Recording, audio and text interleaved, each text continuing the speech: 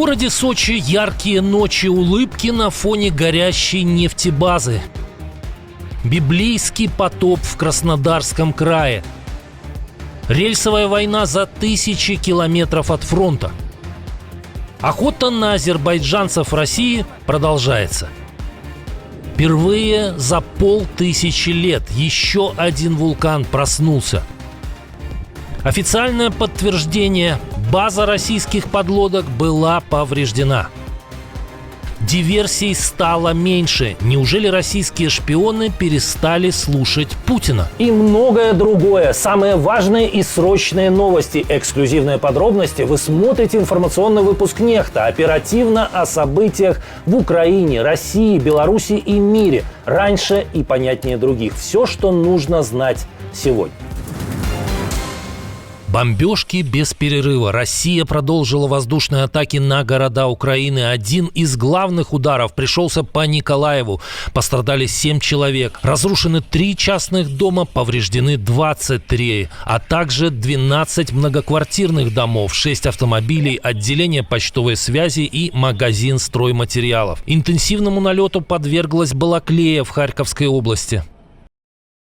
Зафиксировано более 10 ударов враждебными БПЛА. В результате атаки охвачено огнем более 10 жилых домов, практически вся улица. В Херсоне в результате удара управляемыми бомбами возник крупный пожар и поврежден важный мост. Всего российская армия запустила в сторону Украины в минувшие сутки 7 ракет и 76 дронов. ПВО сбила баллистический «Искандер» и обезвредила 60 БПЛА.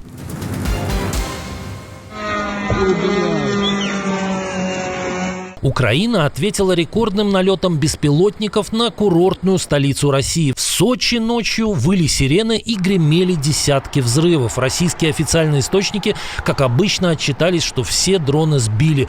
Но есть нюанс. В Адлерском районе обломки беспилотника попали в цистерну с нефтепродуктами, в результате чего произошло возгорание. Тут скорее не возгорание, а масштабный пожар. Что-то горит, пиздец, понятно. Въебали, блядь. По сообщениям оперативного штаба, горел резервуар с нефтепродуктами в 2000 кубометров на базе компании «Роснефть Кубань-нефтепродукт». В местном аэропорту вводились ограничения. В прокремлевских СМИ уверены, целью был не объект, снабжающий армию агрессора горючим. По мнению аналитиков, серия атак на южные города России, в том числе Сочи, имеет не военный, а скорее психологический характер.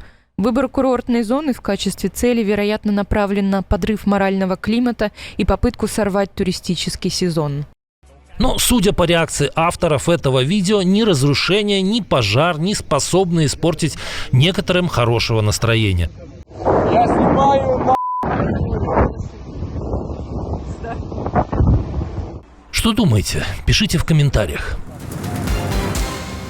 Похоже, кроме эффективных дроновых атак, ВСУ начали против агрессора рельсовую войну. Причем как у линии фронта, так и на другом краю России. В Биробиджане сошел с рельс поезд, перевозивший корабельное топливо. Известно о разливе 5 цистерн.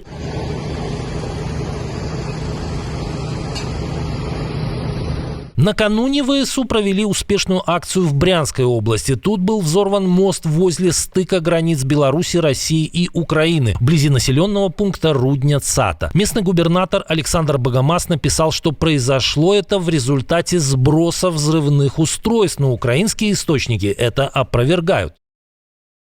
Украинский дрон смог залететь под мост и ударить по заряду из мин, заложенных самими русскими для подрыва на случай украинского наступления. Данные операции ВСУ фактически заблокировали снабжение армии агрессора на 16-километровом участке российско-украинской границы. Пока в Сочи в результате налета дронов пылала нефтебаза, в другой части Краснодарского края разыгрались не менее эпичные сцены. В воздух взлетали не только пластиковые стулья и лежаки, а даже катамараны. В поселке Огой смерч снес пляж, изрядно напугав отдыхающих. Они в панике бежали в укрытие. В Туапсинском районе ливни подняли уровень рек. Затопленными оказались улицы в Молдаванке, Лермонтово и Ольгинке. В селе Дефановка в реку упал автобус с 25 пассажирами. Всех удалось спасти. Вот мне работы попал. В Лермонтово потоком смыло небольшой мост.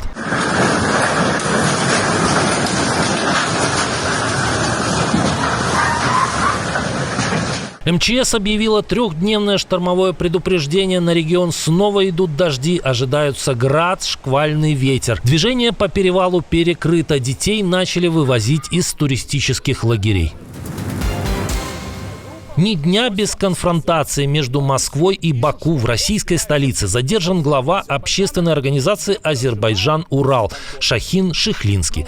Его доставили в Екатеринбург для проведения следственных действий. Несколькими днями ранее глава азербайджанской диаспоры был объявлен в розыск. Его сын Мутвалы Шихлинский находится в СИЗО за наезд на сотрудника полиции во время попытки задержания его отца месяц назад. От Шихлински-старшего тогда на время отстали, но теперь следствие уже рассматривает его как возможного лидера этнической группировки, члены которой подозреваются в организации преступного сообщества, торговле наркотиками и других тяжких преступлениях. За Шахина Шихлинский силовики взялись после ареста братьев Сафаровых, которых российские силовики объявили лидерами ОПГ. Братья, по версии Москвы, умерли от сердечной недостаточности, а по версии Баку в результате пыток. Рейды против азербайджанцев прошли и в других регионах России. В Баку в ответ задержали группу россиян, в первую очередь сотрудников «Спутника», рупора кремлевской пропаганды. Шахина Шихлинский задержали демонстративно на выходе из посольства Азербайджана в столице России.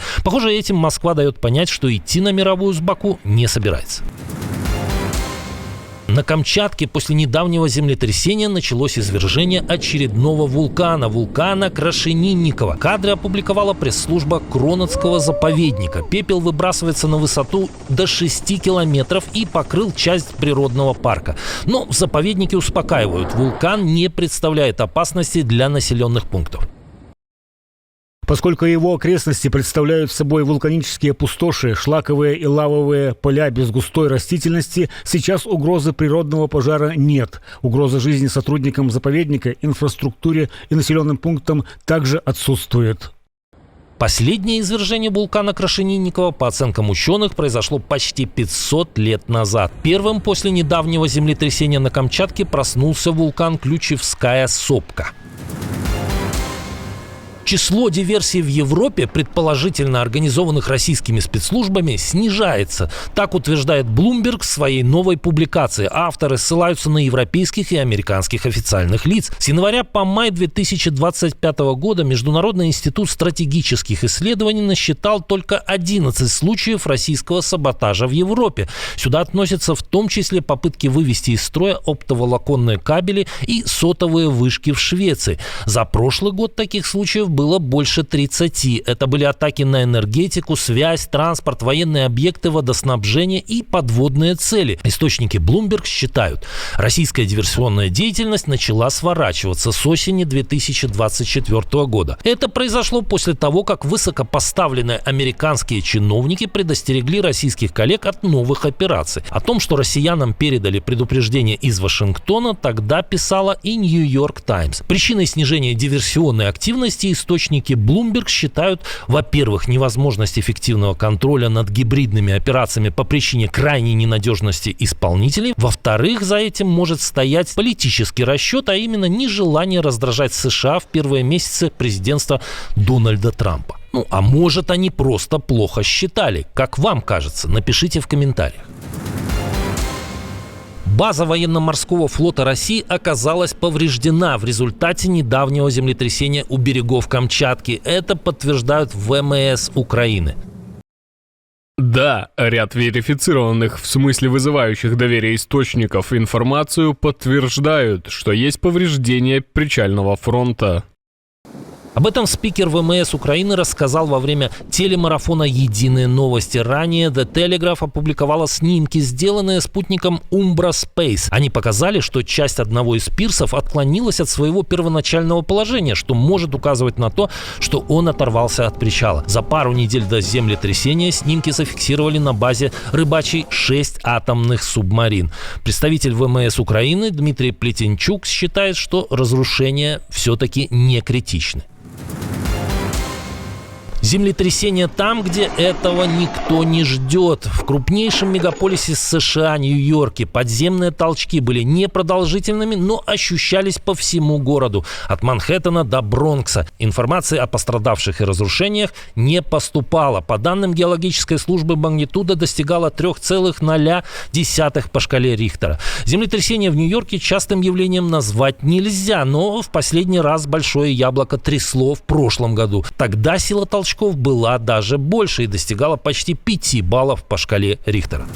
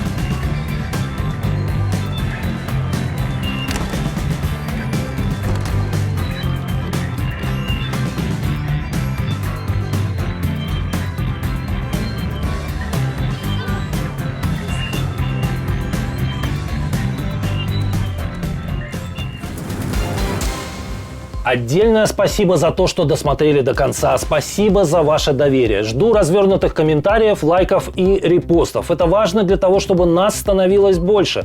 На этом пока все. Доброго вам вечера. До новых встреч и хороших вам новостей.